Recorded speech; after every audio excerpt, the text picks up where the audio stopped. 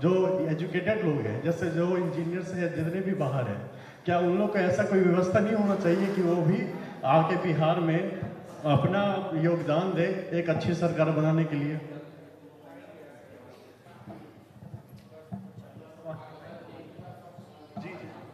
अगला सवाल कौन? सबसे पहले मेरा नाम गजेंद्र सिंह है और गया का वासी हूँ। ऐसे मुख्य मेरा जन्म जो है अतिरिक्त जहाँ गेलौर घाटी है, दशरथवाड़ा घाटी, उसी के नीचे मेरा गांव है। मैं गया नगर निगम से 2 बार से काउंसलर हूँ, उसी का प्रतिनिधित्व कर रहा हूँ। विगत 13 साल से आम आदमी पार्टी में था, अपनी पूरे टीम को समर्पित कर दिया जन स्वराज को, प्रशांत किशोर जी को सीधे सीधे। तो हमारा कोई सवाल नहीं है, हमारा कोई सवाल नहीं है। जिस कड़ी में, जिस अभियान में प्रशांत किशोर सर चले हैं, धूप बरसात किसी की परवाह करने के लिए, किसी के लिए, हम सब के लिए नहीं, इसलिए चले हैं कि आज तक बिहार का सवेरा नहीं हुआ कुछ नेताओं का, 1000-1200 नेताओं का सवेरा हुआ है, लेकिन अब सवेरा जो इनका कार्यक्रम जो है चल रहा है, वो पूरे बिहार वासियों की सवेरा के लिए। समस्याएं सबको पता है, उसमें हम अंकित नहीं करेंगे। और इस कड़ी में, जिस अभियान में हमारा बिहार का लालन पालन जो बिखर गया है, उसके संभालने के लिए जो चले हैं, इनके लिए जोरदार ताली हो बुद्ध के धरती पर। और इनके सम्मान में जो उपस्थित है हमारे शिक्षापीठ डॉक्टर गया के जाने माने सारे हमारे बीच बैठे हैं, और हमारे दर्शक दीर्घा में जो शहर के माने जाने सारे लोग बैठे हैं, इनके लिए भी एक जोरदार ताली हो। इसी बात के साथ अपनी वाणी को समाप्त। सबसे पहले बुद्ध के धरती पे आपके आगमन का जो है स्वागत करते हैं। मेरा आपसे, आप सबों से आग्रह है कि आप हमारे बारे में कोई बहुत बात बोलिएगा, उसका फायदा नहीं है। आप हमारे कार्यशैली से, जो काम हम कर रहे हैं, उससे थोड़ा बहुत प्रभावित होंगे, तभी यहाँ आए हैं। तो हम कितने महान व्यक्ति हैं, क्या बढ़िया काम कर रहे हैं, उस पर बोलने की कोई जरूरत नहीं है। आपके जो सवाल हैं, आपकी जो शंकाएं हैं, आपका जो सुझाव है, आप वो बताइए, और मैं कोशिश करूंगा कि अपनी क्षमता के अनुसार उसका जवाब दूं, ताकि आप संतुष्ट होकर ये निर्णय ले सकें, सोच समझकर कि क्या आपको इसमें भागीदार बनना चाहिए या नहीं बनना चाहिए। हम क्या कर रहे हैं, नहीं कर रहे हैं, तो 2 साल से सबके सामने है। आप अपना परिचय दीजिए। अगर ये रखेंगे तो बहुत लोगों का सवाल हम लोग ले पाएंगे। आप अपना परिचय दीजिए और आपके सवाल, शंका और सुझाव, इसी 3 बात पर बोलना है। मेरा आपसे ये आग्रह रहेगा। मैं रंजन पासवान, मेरा घर बेलागंज चाकन भौरा हुआ।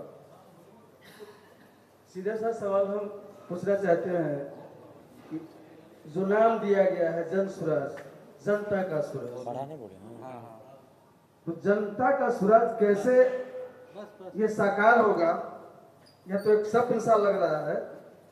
यही मैं जानना चाहता हूँ, क्योंकि हमने देखा है दिल्ली में भी आप ही के सहयोग से सरकार बनी, बिहार में भी सरकार जो बनी आपके सहयोग से बनी, बंगाल में भी सरकार बनी आपके सहयोग से बनी। तो किस तरह के बदलाव का आसार है, यही हम समझने के लिए आए हैं आपसे। धन्यवाद।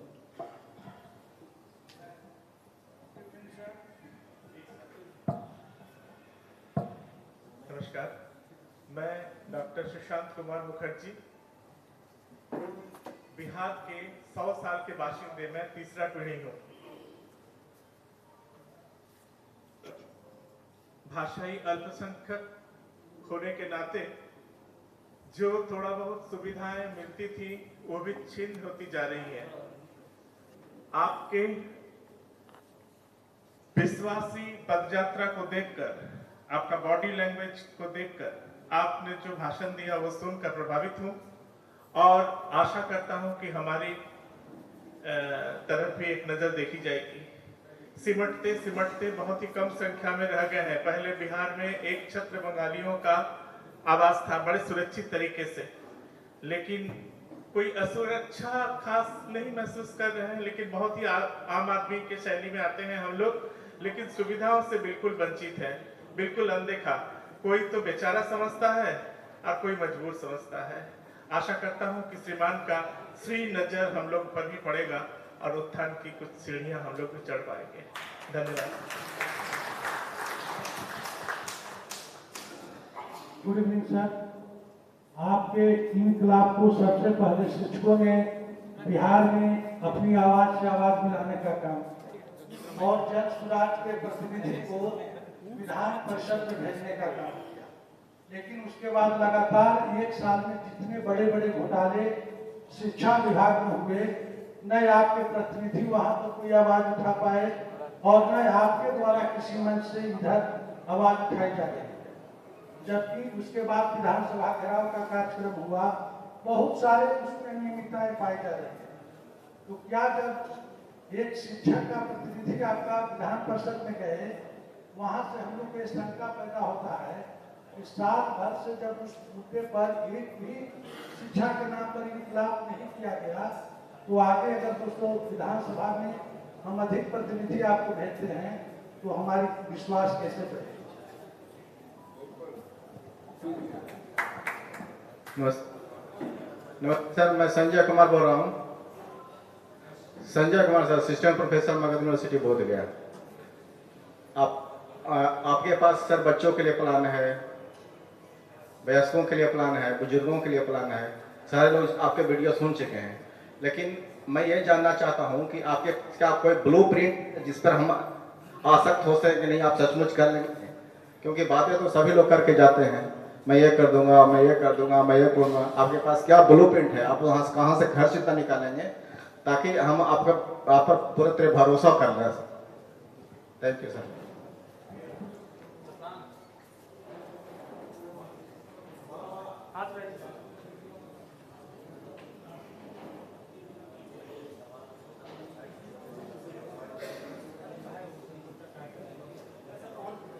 ऑन है आप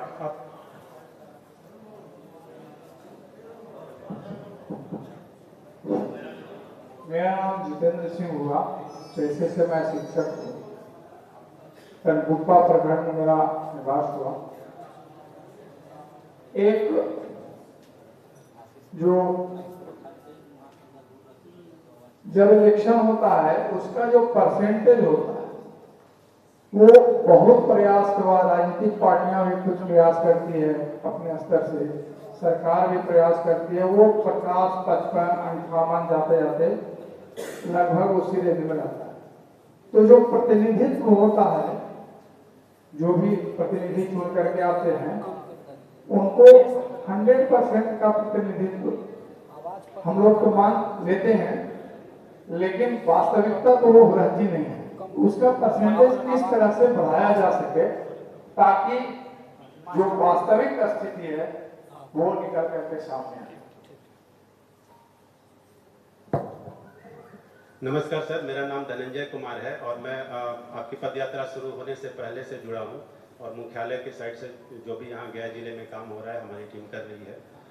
मेरा सवाल ये है कि आज की राजनीति में हम देखते हैं कि बहुत सारे कैंडिडेट न किसी फाइनेंसर के थ्रू वो खड़े होते हैं, कुछ डम्मी कैंडिडेट भी हैं बोलते हैं।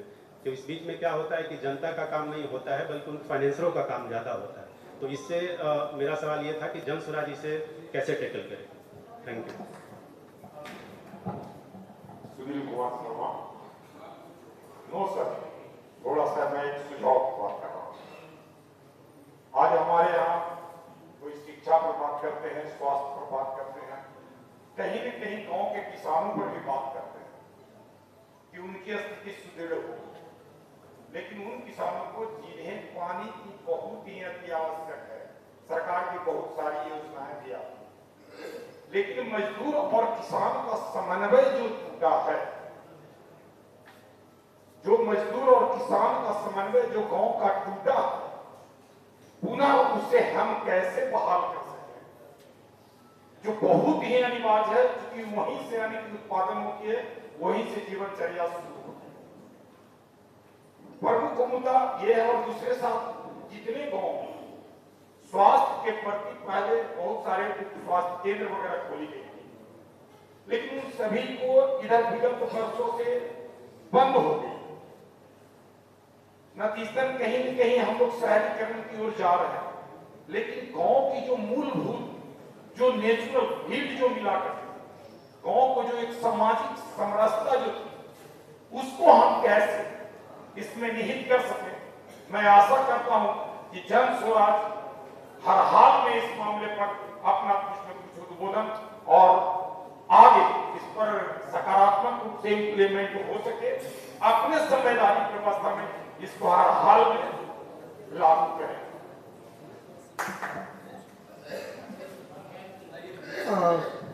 जन स्वराज के लिए मेरी शुभकामनाएं हैं प्रशांत जी। मैं यहाँ से बोल रहा हूँ टू योर राइट।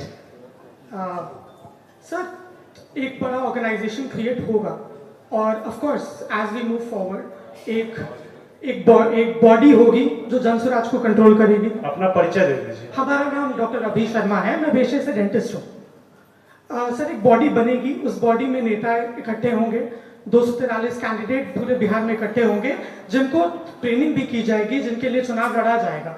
आशा है कि जन स्वराज पावर में आ जाए। सबकी आशा, इस कमरे में बैठे हुए सबकी यही आशा है। पर सर, हमारा सवाल ये है कि ये जो नए नेता हैं, ये जो नए उम्मीदवार बनेंगे, इनका पॉलिटिकल कोई बैकग्राउंड नहीं है, इनको ब्यूरोक्रेसी से डील करना नहीं आता, इनको ये भी नहीं पता है कि कितने विभाग हैं। कईयों को पता है, कुछों को नहीं पता है, क्योंकि वो नए आए हैं इस पूरे के पूरे प्रोफेशन में, इस मूवमेंट में। तो सर, जब गवर्नेंस में आ जाएंगे हम लोग, एक सेंटर बनेगा पॉलिटिकल पार्टी में जिसके पास रिलेटिवली ज्यादा पावर होगा बाकी नेताओं से, जो इन नेताओं को ट्रेन करेगा कि ब्यूरोक्रेसी से किस तरीके से डील करना है। तो वो जो सेंटर ऑफ पावर है, उससे डील करने के लिए कॉन्स्टिट्यूशन जो बनेगा, उसमें क्या प्रावधान करने के लिए आपने सोचा है?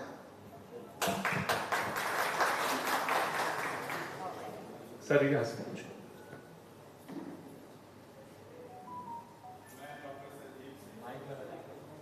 मैं डॉक्टर संजीव सिंह, प्रशांत जी से मैं अभी तक सोशल मीडिया टीवी के माध्यम से जुड़ा हूं। आज फेस टू फेस हुआ, इसके लिए सर गया की धरती पे जब आए आप, मेरा क्वेश्चन ये है सर कि आप हमेशा स्वास्थ्य, शिक्षा, यही सब मुद्दा को उठाते हैं। तो शिक्षा का जो हम लोग का एज ग्रुप में डिक्टोरिएशन हुआ, जो आपका सरकारी विद्यालय थे सरकार और प्राइवेटेशन में जो मर्ज किया, ये चीज पे सर आपके मतलब आप पावर में आइएगा, चाहे अभी भी कहीं कहीं बैठ के सर ये चीज आप बताते हैं जो। और दूसरी चीज जो सर हम लोग 90 वाले फेज वाले आदमी हैं, तो हम लोग उसी समय जातीयता का जो माहौल बना बिहार में, तो उसको सर तोड़ना कैसा है, कैसे टूटेगा?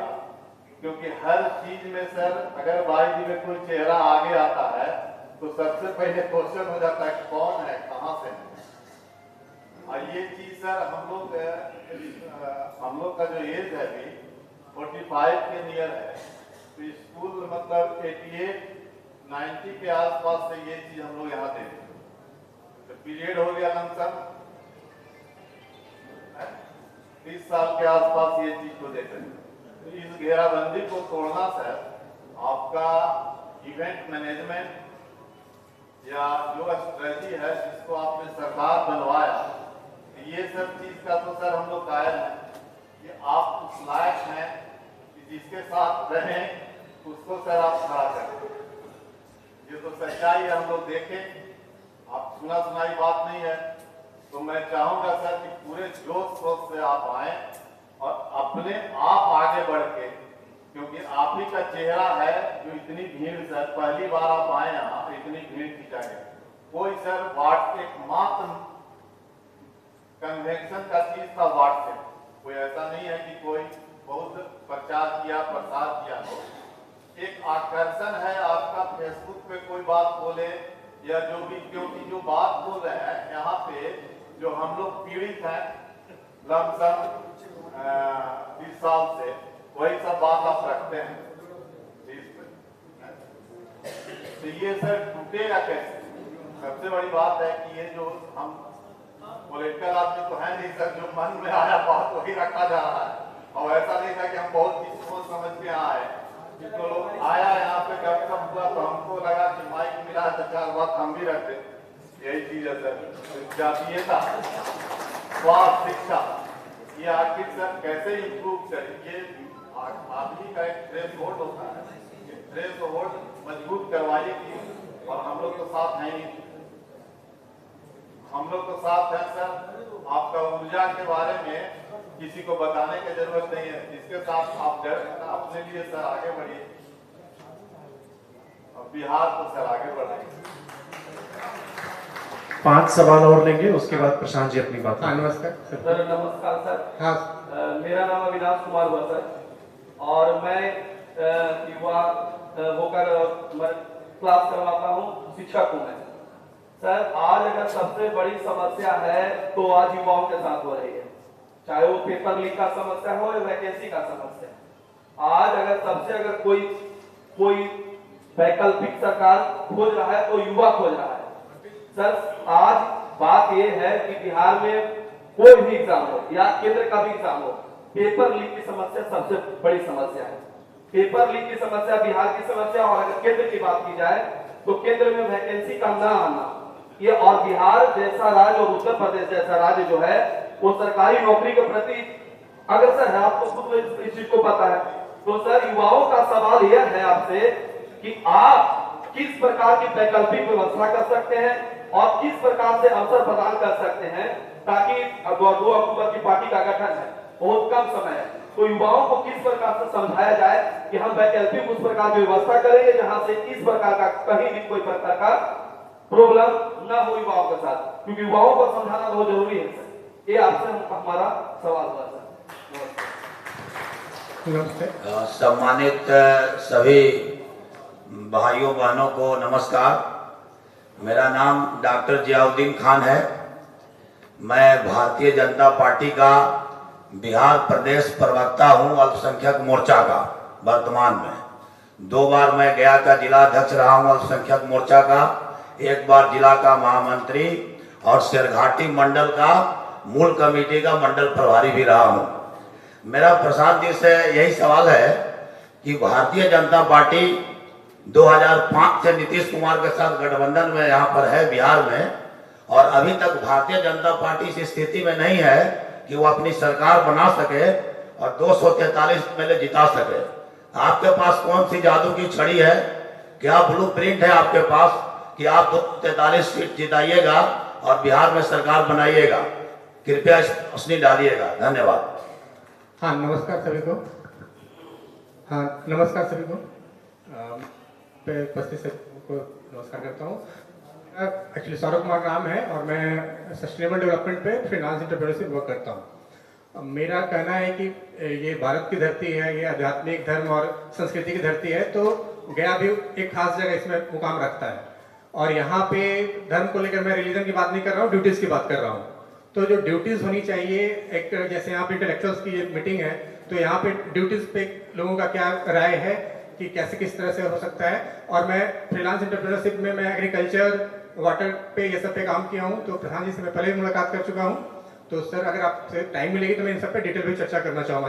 अभी तो काफ़ी लोगों के प्रश्न लेने हैं आपको। प्रशांत सर नमस्ते। मेरा नाम आदित्य गोयनकर है। पेशे से पढ़ाई से मैं एक इंजीनियर हूँ, मल्टीनेशनल में काम करता था और अपनी नौकरी छोड़ के गया आके एक छोटा लघु उद्योग स्टार्ट किया है मैंने, मछली चारा उत्पादन का। पर इसके चालू करने के बाद सरकार से मुझे इसमें कोई मदद नहीं मिली है। उल्टा सरकार ने बिजली का बिल इतना बढ़ा दिया है कि जिस काम के लिए मैंने प्लांट लगाया था कि किसानों को सस्ते दामों पे चारा सप्लाई कर पाऊंगा, वो चीज नहीं कर पा रहा हूँ। उल्टा सब्सिडी के लिए भी जब मैंने अप्लाई किया तो 2 साल दौड़ते रहा पर कुछ नहीं हो पाया। उसके लिए आप क्या कर पाएंगे? प्लस बिहार में इंडस्ट्रियल ग्रोथ के लिए आप क्या कदम उठाएंगे? धन्यवाद। मेरा नाम डॉक्टर साजिद अहमद खान है। मैं डेंटल सर्जन हूँ। गया, शरघाटी और बेला में हमारी क्लिनिक है, वहाँ कार्यरत है। मेरा सवाल प्रशांत किशोर जी से ये है कि ये अभी जैसे समाज में चाहे वो SC ST OBC हो चाहे माइनॉरिटी हो, इसमें आप कौन सी ट्रेजेडी ऐसा देंगे मैसेज जो हम लोग लेके वहां तक जाए, और वो जो समाज जो बढ़ के एक साइड ही वोट गिरा रहा है, सो गिरा रहा है, चाहे वो राजद में हो चाहे किसी भी पार्टी में, हम और हमारी जब पार्टी बनेगी तो इसमें उनको कौन सी ट्रेजेडी से जोड़ा जाए। क्या है कि होता क्या है कि समाज मुझे जो महसूस होता है कि ऐसा समूह भाव में जकड़ा हुआ है कि जिसको कोई नया मैसेज देने से वो एक्सेप्ट करने का आदि नहीं हो रहा।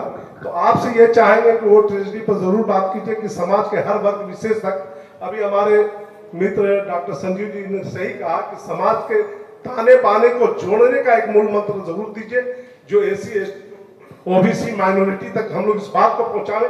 माइनॉरिटी ऐसे भी आहत है इसलिए कि समाज के हर वर्ग को इतनी गालियां, इतनी मिसबिहेव किया गया, इतना उनके साथ खेला गया, उनके वोट के साथ। और सही कहा था आपने, कई जगह कहा कि अपने बेटे को कहां से कहां तक पहुंचा रहे हैं, और समाज के 1200 लोग राज कर रहे हैं, 9-10 करोड़ लोगों पर राज कर रहे हैं। इनकी ये जो पॉलिसी, इनको किस तरह से निष्ठक तोड़ा जाए और 243 सीट किस तरह से जनसुराज को लाए, इस पर जरूर बात होनी चाहिए। इसलिए कि यहाँ ऐसे एक शिक्षित समाज के अलावा एक बहुत बड़ा ऐसा भी समाज है जो गांव में रहता है और जो खलिहान में रहता है, जो खेत में रहता है, मजदूर के रूप में, उनके पास सही मैसेज लेके हम ट्रेजेडी को लेकर जाए कि इनको जनसुराज से जोड़े। इसलिए कि वो करता क्या है, अंतिम वक्त में जहां हली वहीं देव। तो इस पर ट्रेजेडी जरूर आपको कायम करनी पड़ेगी कि समाज में हम लोग ये मैसेज को लेकर जा सके और समाज को आप पर विश्वास के रूप में आगे बढ़ाने के लिए हम लोग उस ट्रेजेडी पर काम करें। इसलिए कि यहाँ तो सामाजिक ताने बाने को बिखेर दिया गया है, कहीं धर्म के नाम पर गाड़ियां दी जा रही है, कहीं जात और नस्ल के नाम पर दी जा रही है। इस ट्रेजेडी को कायम कीजिएगा तो हकीकत है पार्टी 243 सीट विधानसभा में लेकर जरूर आएंगे। लेकिन ये जब तक ट्रेजेडी स्ट्रॉन्ग तरीके से नहीं रखी जाएगी, समाज कभी भी जुड़ने की कोशिश नहीं करेगा। हम जान रहे हैं, इसलिए कि जो एक पॉलिसी बन गई है, उस पॉलिसी में इस ट्रेजेडी को लागू करना पड़ेगा कि समाज एक धारे में इक्वलिटी नजर आए। कोई यहाँ क्या होता है कि कभी ऊपर नीचे दिखते हैं लोग कि ये इस समाज से वो नहीं, एक ऐसी ट्रेजेडी कायम हो जो समाज के हर वर्ग को जोड़े। ऐसी ही विनती, ऐसा ही प्रेरणा आपसे हम लोग चाहते हैं कि समाज में विश्वास का झलक अलग जगेगा, तभी जनसुराज की सत्ता आएगी और बिहार में आप एक नेक और अच्छी सरकार जो सर्व समाज के लिए, युवाओं के लिए और भाईचारा कायम करने के लिए वो काम करेगी। ऐसी ही विनती, ऐसा ही निवेदन आपसे चाहते। धन्यवाद। प्रशांत जी अब अपनी बात रखें।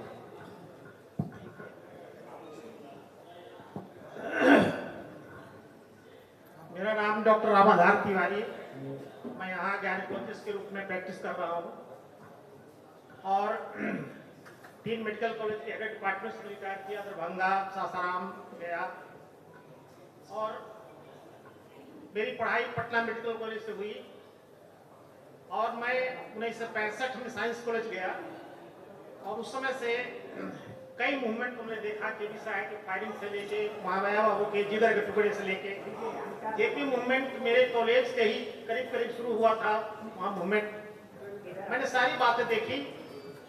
और प्रशांत जी, मैं आपको एश्योर करना चाहता हूँ कि मैं 2 अखबार पढ़ता हूँ 2 घंटा, मैं आपकी बात जरूर पढ़ता हूँ और एक तरह से फैन नहीं कहिए, आशा जगती है कि कोई एक आदमी तो आया, कम से कम अपना सोच छोड़ के समाज के बारे में कुछ सोच रहा है, बिहार के बारे में सोच रहा है, ये बहुत बड़ी बात है। लेकिन पहले हम लोग पढ़ाई होती थी, गवर्नमेंट जो होती है for the people, of the people, by the people, अब तो हो गया है of the caste, by the caste and for the caste. इसको आप कैसे डील करेंगे, ये बहुत इंपॉर्टेंट बात है। एक बात। दूसरी बात, कल परसों मैंने देख रहा था आपका इंटरव्यू, एक क्या नाम है उनका, इंटरव्यू चल रहा था। उन्होंने पूछा कि आप पहले तो ऐसा होता था, वैसा होता था, तो आप थोड़ा सा इरिटेट हुए जो हमको अच्छा नहीं लगा। कहा कि पुरानी बात छोड़ दीजिए, मैं चिकित्सक हूँ और हम लोग अगर पुरानी बात छोड़ दें तो मैं भविष्य की बात नहीं कर सकता हूँ। क्या गलती मैंने की, हम सुधार करते हैं आगे में। तो मैंने देखा है जेपी मूवमेंट को अपने सामने, आज जनता पार्टी के नाम पे एक आदमी भी नहीं है, एक आदमी जो थे भी बदल के चले गए। तो इसलिए कि वो अनप्लान वो प्रोग्राम हुआ था, अनप्लान। समय नहीं है तो मैं कह सकता हूँ, डिटेल बता सकता हूँ कैसे हुआ। कुछ लोग गए जेपी के बाद आप बोल दीजिएगा अब्दुल गफूर साहब को तो मान जाएंगे, और अब्दुल गफूर कहा कि नहीं होगा, तो कहा कि हम खुद जाएंगे। कहा कि खुद जाइए, अब खुद गए, नतीजा हुआ कोई नहीं। लेकिन आप सोच विचार कर इस पर आए हैं और सारी बातों को सोच रहे हैं। इसलिए आपके साथ पूरा समाज है, समाज की कोई कमी नहीं है, लेकिन पुरानी बातों को जरूर याद रखेंगे कि कैसे क्या हुआ, क्या गड़बड़ी हुई, कहां हम फेल कर गए। धन्यवाद। बहुत बहुत धन्यवाद आप सबका। कुछ लोगों ने अपना सवाल रखा है, कुछ लोगों का सवाल बाकी होगा। आपको बीच में इसलिए रोक रहे हैं कि बहुत ज्यादा सवाल और ले लेंगे तो हमारे दिमाग से उतर जाएगा कि आपने सवाल पूछा क्या था। तो सबसे पहले तो बिहार जैसे जगह में, गया में इतने लोग बैठ के किसी राजनीतिक चर्चा और संभावना पर बात करने के लिए बैठे हैं, ये अपने आप में अजूबा घटना है। बिहार में जाति, वर्ग, समाज, अलग अलग पृष्ठभूमि के लोग एक साथ बैठे और ये सवाल करें कि नेताजी से या जो इसका अगुवा है उससे आप सवाल कर रहे हैं कि बताओ जरा कि शिक्षा कैसे सुधारोगे। ये अभियान की सबसे पहली सफलता है कि कम से कम आपको इतना हिम्मत तो हुआ, इतनी आपकी जिज्ञासा तो हुई कि घर से निकलकर आप आए और ये पूछ रहे हैं कि भाई तुम शिक्षा कैसे सुधारोगे। तुम कह रहे हो कि पलायन रोक दोगे, तो कैसे रोक दोगे, हमको समझाओ। तो हम आपके सवाल का जवाब देंगे। ये तो अच्छी बात है कि आप पूछ रहे हैं, लेकिन जितने आप सो कॉल्ड यहाँ प्रबुद्ध लोग बैठे हैं, अपने आप को भारी इंटेलेक्चुअल, पढ़े लिखे, समझदार, अनुभवी लोग, मेरे भाई बिहार की दुर्दशा जो है और आप जैसे लोगों की जो उसमें भूमिका है, उसके विषय में ग्रीस के एक बहुत बड़े दार्शनिक प्लेटो ने आज से सैकड़ों साल पहले बताया, if you do not participate in democracy, be ready to be ruled by your inferiors। मतलब अगर आप राजनीति में भागीदार नहीं बनेंगे तो इस बात की तैयारी रखिए कि कोई मूर्ख आदमी राजा बनकर आप पर शासन करेगा। तो बिहार में ये जितने इंटेलेक्चुअल सवाल, जवाब, अनुभव लेकर आए हैं, आपको किसी प्रशांत किशोर का इंतजार क्यों हो रहा था? आपको किसने रोका था ये प्रयास करने के लिए? किसने रोका था? आपको अपने आप ने रोका था। आपको अपनी व्यक्तिगत जो महत्वाकांक्षा, स्वार्थ है, उसने रोका था। आपको अपने परिवार की चिंता ने रोका था। कैसे जाएंगे? किसी ने कहा कि प्रशांत जी आप पर भरोसा है इसलिए लोग इतने आए। प्रशांत जी पर भरोसा क्यों है? इसलिए नहीं कि हम 2 बरस से पैदल चल रहे हैं। अरे अगर हम 2 बरस नहीं 10 बरस भी पैदल चले तो भी यहाँ का 10% आदमी भी यहाँ नहीं आता। हम जब पैदल चलते हैं, जब चलना शुरू किए थे तो लोग हंसता है, ये घूम रहे हैं पैदल, इनका घूमने से क्या होगा। फिर कोई बगल वाला बताता है भाई प्रशांत किशोर है, अच्छा यही आदमी जो चुनाव जिताता है। तो फिर आदमी सोचता है अरे बाप रे, ये आदमी कितना भी चालाक हो और कुछ हो चाहे नहीं, इसको तो चुनाव राजनीति का समझ है। तो सोचता है अगर कर रहा है तो कुछ न कुछ सोचिए कि कर रहा होगा। कहता है चलो इसकी बात सुन लेते हैं, इधर गमछा डाल देते हैं, कहीं कुछ बना दिया बड़ा तो हम पीछे न छूट जाए। तो आप अपना पीठ मत थपथपाइए कि आप प्रशांत किशोर के परिश्रम से या इस अभियान के प्रयास से आप आए हैं। आप उस प्रशांत किशोर को सुनने आए हैं जो 2 बरस से चल रहा है, लेकिन जिसके बारे में आप जानते हैं कि 10 बरस से ये आदमी सरकार बनाता बिगाड़ता है। अगर 10 बरस हमने वो काम नहीं किया होता तो यकीन जानिए इसमें से 10% लोग भी यहां आने वाले नहीं थे, कोई नहीं आता है। ये बड़ी बड़ी बात कह के अपना दिल मत बहलाइए कि अचानक से आज आप समाज के प्रति चिंतित हो गए कि बिहार से सुधरेगा। ना रे भाई, आप देख रहे हैं कि कुछ नया बन रहा है, पढ़े लिखे बनने की संभावना बन रही है, तो आप चाहते हैं कि आप भागीदारी हो, उसमें कोई गलती नहीं है। लेकिन दुनिया भर में प्रबुद्धों की ये प्रवृत्ति है। प्रबुद्ध लोग जो हैं वो हवा का रुख देखने समझने के बाद ही कोई निर्णय लेते हैं, वो पहले चलने वाले लोग नहीं है। आपका पहला तक जन सुराज कैसे बनेगा, इसका जो नाम है जन सुराज का क्या मतलब? सुराज मतलब सुंदर राज, लेकिन किसका सुंदर राज? आप कांग्रेस वालों से जाकर पूछिए तो कहेगा कि जो कांग्रेस ने राज किया वही सुंदर राज है। भाजपा वालों से जाकर पूछिए तो कहेगा कि कांग्रेस ने तो देश को लूट के बर्बाद कर दिया, जो मोदी जी चला रहे हैं यही सुंदर राज है। नीतीश कुमार से जाकर पूछिएगा तो कहेगा भाग की सबको कुछ बुझाता है, ये तो हम आए तो बिहार में कुछ हुआ, न तो बिहार में तो कुछ था ही नहीं। जिसकी भी सत्ता है वो अपने राज को ही सबसे सुंदर राज बताता है। तो जब हमने इसकी परिकल्पना पर काम करना शुरू किया तो देश भर में विशेषज्ञों से बात की कि भाई सुराज को परिभाषित कैसे किया जाए, किस चीज को सुराज कहा जाए। जिसको आज मोदी जी का शासन सुराज लग रहा है, मुसलमानों की एक बड़ी आबादी उसको सुराज नहीं मानती है। जिसको कांग्रेस का शासन सुराज लग रहा था, आज एक बहुत बड़ा वर्ग है जो राष्ट्रवाद के नाम पर उसको सुराज नहीं बताता है। तो सारे मंथन चिंतन के बाद लोगों ने कहा कि नहीं, जो बात महात्मा गांधी ने बताई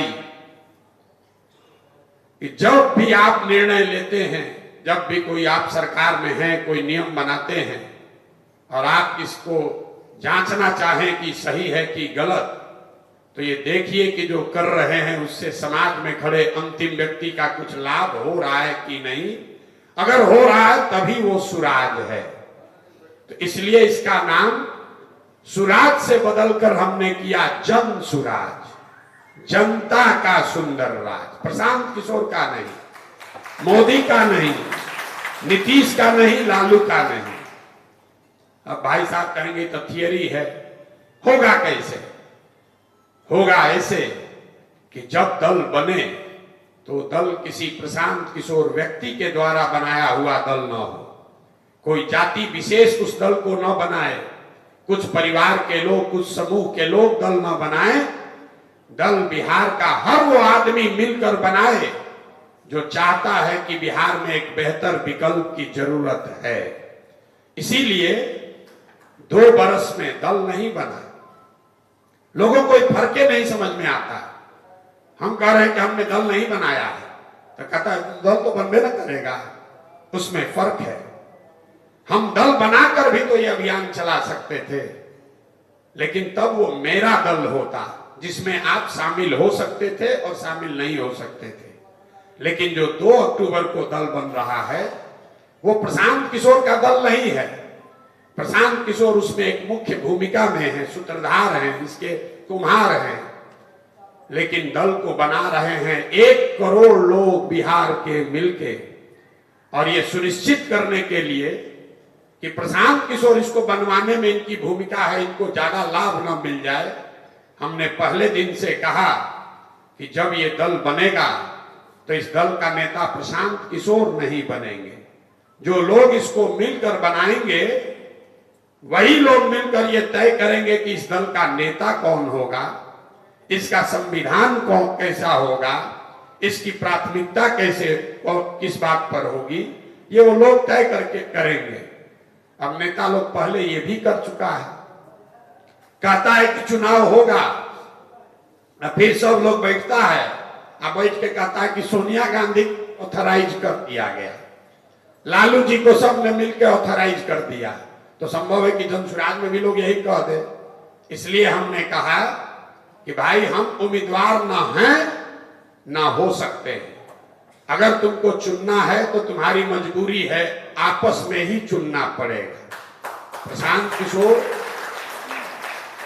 2 अक्टूबर लोगों ने कहा कि भैया अगर इसके बाद भी नेता बन जाएगा तो लोग तो यही कहेंगे तो चला तो प्रशांत किशोर रहे पीछे से, आगे ही लोग बना दिया है। तो आपकी भूमिका भी तय होनी चाहिए। तो हमारी भूमिका क्या है? 2 तारीख को जब दल बन जाए, दल के पदाधिकारी नेता का चुनाव हो जाए, दल का संविधान आपके सामने आ जाए, दल की प्राथमिकता आपके सामने रख दी जाए, तो प्रशांत किशोर वापस 2 अक्टूबर से जो काम 2 बरस से कर रहे हैं उसी काम को और मजबूती से करें। गांव-गांव में घूमकर पैदल चलकर जनता को जगाने समझाने का प्रयास जारी रखें। तो प्रशांत किशोर जनसुराज अभियान में ही रहेंगे, दल में नहीं जाएंगे और अभियान को लेकर घर घर पहुंचाने की जिसको सुनकर आप जुटे हैं इसको और मजबूती दिया जाए, वही काम करते रहेंगे। ऐसे बन सकता है जनता का सुंदर राज। लेकिन उसमें सबसे बड़ी बात है, आपने से जो लोग समझते हैं उम्मीदवार कौन बनेगा, लोगों को इससे मतलब नहीं है कि पार्टी कौन बना रहा है, कोई बनाए, विधायक का टिकट किसको मिलेगा, इसी में आपका जीवन बीत रहा है। लोगों को वही बात समझ में आती है, इसका उम्मीदवार का चयन कैसे होगा। आपको लग रहा है प्रशांत किशोर करेंगे कि जो नया नेता चुना जाएगा वो करेगा, कोई पैसे वाला करेगा। तो इसमें जो संविधान में बात लिखी जा रही है, अभी हमने पिछले मीटिंग में भी बताया, अमेरिका में राष्ट्रपति का चुनाव लड़ा जाता है। कभी आपने सोचा कि रिपब्लिकन पार्टी के उम्मीदवार राष्ट्रपति का चुनाव जो लड़ रहा है उसको उम्मीदवार कौन बनाता है? उसको तो कोई नेता नहीं कहता है कि इस बार डोनाल्ड ट्रंप चुनाव लड़ेंगे। ये कैसे बनाया जाता है? ये कैसे तय होगा कि कमला हैरिस इस बार डेमोक्रेटिक पार्टी की उम्मीदवार बनेंगी? वो तय ऐसे होता है कि जिसको भी उम्मीदवार बनना है वो आदमी अपना नाम रिंग में डाल सकता है, पब्लिक के सामने रख सकता है कि भाई हम इस बार डेमोक्रेटिक पार्टी के उम्मीदवार बनेंगे। और 6 महीना साल भर तक पूरे अमेरिका में घूमकर आपको बताना है कि आप सबसे बेहतर उम्मीदवार कैसे हैं। और डेमोक्रेटिक पार्टी से जुड़े हुए लोग या रिपब्लिकन पार्टी के से जुड़े हुए लोग अपने सारे उम्मीदवारों के उनके बैकग्राउंड को देखता है, उनके भाषण को सुनता है, उनके क्रेडेंशियल्स को चेक करता है और फिर वोट देकर बताता है कि नहीं, इस बार कमला हैरिस डेमोक्रेटिक पार्टी की उम्मीदवार होंगी, इस बार डोनाल्ड ट्रंप होंगे रिपब्लिकन पार्टी के उम्मीदवार। तो जनसुराज में भी यही व्यवस्था बनाया जा रहा है। उम्मीदवार का चयन प्रशांत किशोर नहीं करेंगे, दल में जो नेता चुना जाएगा वो भी नहीं करेगा, किसी सर्वे के आधार पर नहीं किया जाएगा। जब पार्टी बन जाएगी तो 243 विधानसभा में हर विधानसभा से 5 से 7 सबसे काबिल लोगों का नाम संभावित उम्मीदवार के तौर पर घोषित किया जाएगा। अब उन 5-7 लोगों पर जिम्मेवारी है कि वो क्षेत्र में घूमें, अपना प्लान बताएं, कितना बढ़िया वो काम कर सकते हैं आपको समझाएं और फिर उस क्षेत्र में जुड़ा हुआ जनसुराज के जितने संस्थापक सदस्य हैं उनकी पंचायत बैठेगी और उस 5 में से जिसको लोगों ने चुन लिया वही जनसुराज का उम्मीदवार हो गया। जिसको चुन लिया वही उम्मीदवार हो गया। आपके परिवार, आपके बाप दादा क्या करते हैं, आपके पास पैसा कितना है, आपकी जाति क्या है, इसका कोई महत्व नहीं है। जिसको उस क्षेत्र की जनता ने चुना वही जनसुराज का उम्मीदवार है। ऐसे बनेगा जनता का सुंदर राज। अब आपने और सवाल किए, प्रशांत जी, हम लोग जानते हैं आप चुनाव बड़ा लड़ाते हैं, लेकिन ये बिहार है, यहां तो जाति से कैसे निपटिएगा? कुछ लोग पूछेगा कि भैया यहां तो बाहुबल के बगैर चुनाव नहीं लड़ा जा सकता है। पिछले 8-10 वर्षों में बिहार में पैसे का बोलबाला भी चुनाव में थोड़ा बढ़ा है। बहुत नहीं है क्योंकि बहुत गरीब राज्य है, लेकिन बिहार के नजरिए से थोड़ा पैसे का प्रभाव बढ़ा है। तो ये 3 यक्ष प्रश्न जो है, जो सामान्य आदमी को राजनीति में आने से रोकता है कि पैसा बहुत चाहिए, जाति चाहिए और बाहुबल चाहिए। इन तीनों सवालों को ध्यान से सुनिए और समझिए कि ये कितनी इसमें सच्चाई है और कितना ये 1200 परिवारों का प्रोपेगेंडा है, ये आप में डर बैठाने के लिए कि कोई डर के मारे राजनीति में आए ही नहीं। तो सबसे पहले पैसा पर चलिए कि क्या आपके पास अगर पैसा नहीं है तो आप राजनीति में आकर सफल हो सकते हैं या नहीं।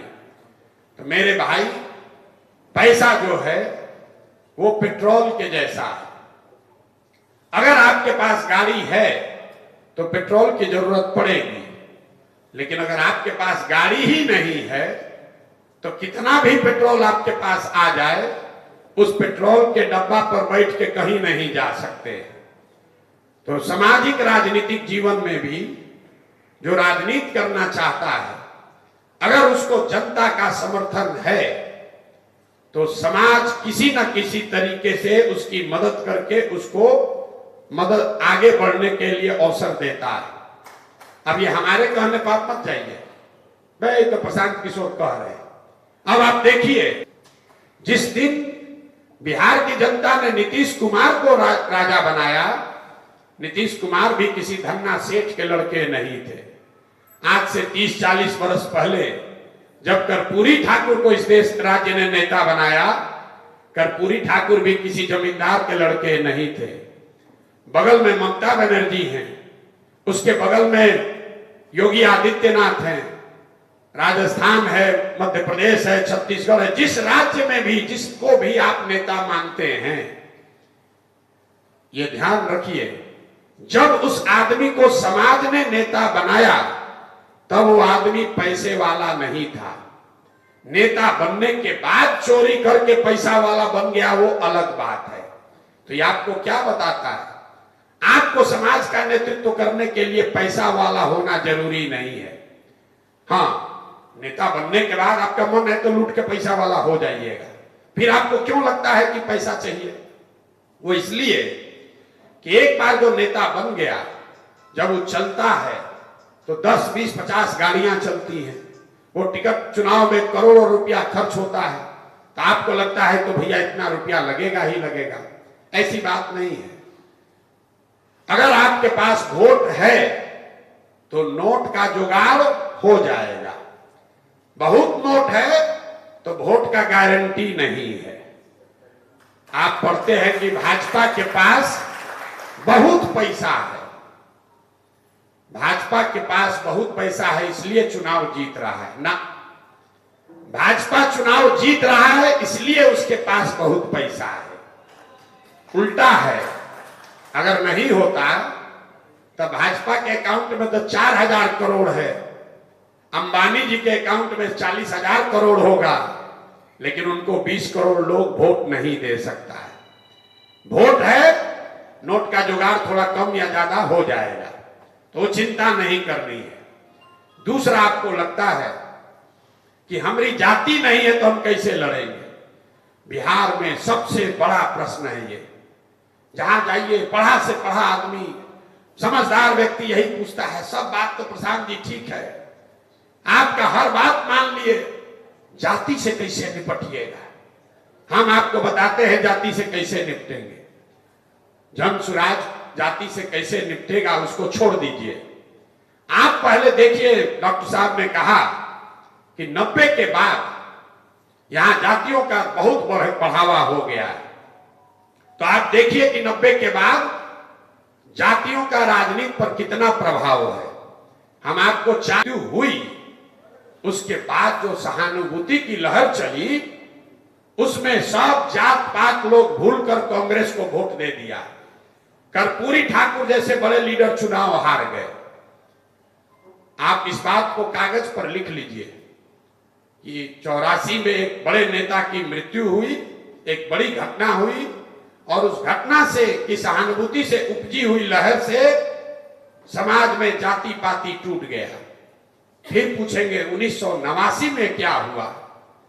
जनता दल ने पूरे बिहार झारखंड को स्वीप किया, बीपी सिंह प्रधानमंत्री बने। जनता दल को कैसे वोट मिल गया? बीपी सिंह के जाति के तो 3% लोग रहते हैं बिहार में। तो आप में से लोग बताएंगे कि भैया जात का बात कहां है?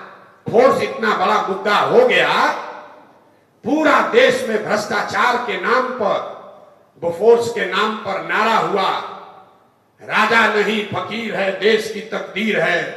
लोगों ने जाकर कांग्रेस राजीव गांधी को हटाने के लिए, बीपी सिंह को जिताने के लिए वोट दे दिया। इसको भी लिख लीजिए। फिर आपसे पूछेंगे 2014 में क्या हुआ? लालू नीतीश जातीय समीकरण सब धरा का धरा रह गया। भाजपा वाला 30, 32, 35 सीट जीतकर चला गया। आप लोग बताएंगे कि भाजपा का यहां ताकत थोड़े ना है। वो तो 14 में जो मोदी जी का लहर चला, उसमें 39 सांसद एनडीए का जीत गया। आप बताएंगे कि भैया बहुत कांटे का मुकाबला था। जो पुलवामा हुआ ना, उसके बाद जो आग लगी कि भैया घर घर से आदमी जाकर भाजपा को वोट दे दिया। ये 4 आपको मैंने घटना बताई जो पीछे हुआ है, आगे होगा छोड़ दीजिए। पीछे जो हुआ है 84 एक घटना है और उससे बनी हुई सहानुभूति की लहर। 89 एक विषय है भ्रष्टाचार बोफोर्स, उससे बनी हुई लहर। 2014 एक व्यक्ति है नरेंद्र मोदी, उसकी बनाई हुई लहर। 2019 विचारधारा राष्ट्रवाद राष्ट्रीय सुरक्षा, उसके नाम पर बनी हुई लहर। ये आपको क्या बताता है कि अगर समाज में अगर कभी कोई व्यक्ति, कोई विषय, कोई घटना, कोई विचारधारा समाज के इमेजिनेशन को, समाज के विश्वास को जीत ले, तो समाज में ये ताकत है कि वो जातियों से ऊपर उठकर वोट करता रहा। तब